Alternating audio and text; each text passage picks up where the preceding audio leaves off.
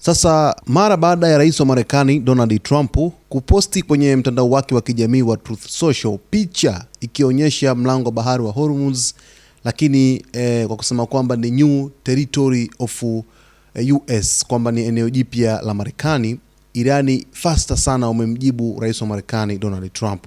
Hii ni kupitia naibu waziri wa mambo ya nje wa Irani anayeshughulikia masuala ya kisheria na kimataifa, Kazem Garibabadi, amemuonya rais wa Marekani Donald Trump kuhusu madai yake ya kuitaja mlango wa Hormuz kuwa ni eneo jipya la Marekani.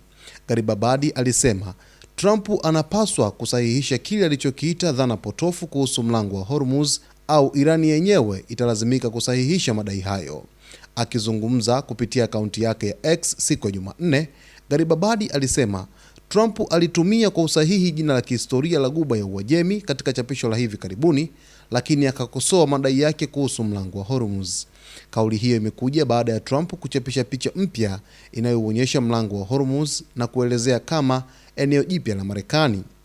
Irani imekuwa ikisisitiza mamlaka yake na ushawishi wake katika eneo hilo, huku mvutano kati ya Teherani na Washington ukiendelea kuhusisha suala la usalama na matumizi ya njia hiyo muhimu sana ya usafirishaji wa mafuta duniani.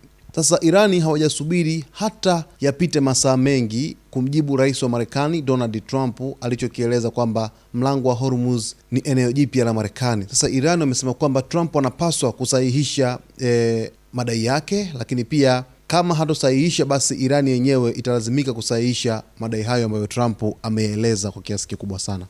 Unajua, hivi sasa zile siku 60 za ceasefire zimekwisha, na zimekwisha kuanzia hapo tarehe 17. Sasa hivi wapo katika phase ambayo ni free phase, ambayo haina mkataba wowote, phase ambayo haina makubaliano yoyote. Makubaliano ya siku 60 yalikuwa kwenye mkataba ule wa Islamabad, lakini siku 60 zimekwisha.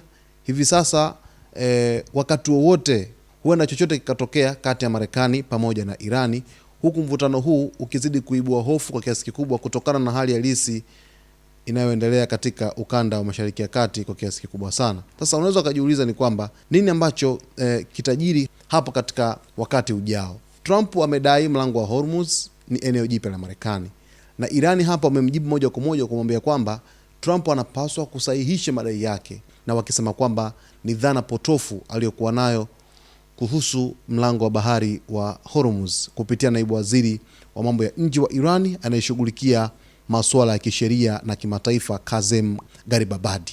Mtazamaji, niko on muda wote, niko on saa 24 kukujuza yote ambayo yanajiri duniani, hasa mlango wa Hormuz ukiwa ni hot cake kwa hivi sasa. Kama bado hujaweza kuungana nasi, ni kuombe uweze kusubscribe channel yetu, kulike, kucomment pamoja na kushare.